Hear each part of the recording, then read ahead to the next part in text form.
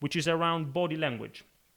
Now, if you think about hand gestures, for example, hand gestures are very effective if you want to be, the more you move your hands when speaking in public, the more dynamic you will be perceived as a presenter, which is a good thing.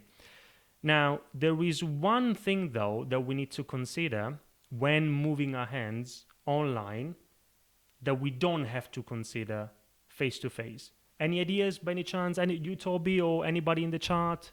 Any ideas that come to mind? I mean, I suppose. I mean, you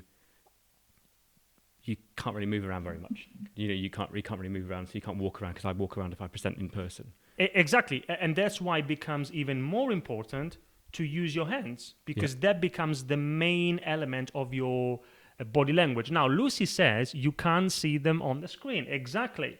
Yeah, Lucy is and right. Mark's got it as well. Yep.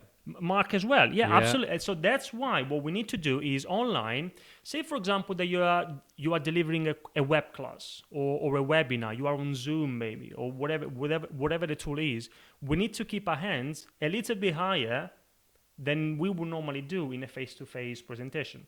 So we're talking like kind of like sort of like more T-Rex than like downward dog. Yeah. Exactly. So we're like, so kind of, so essentially if you look like a T-Rex, you're fine.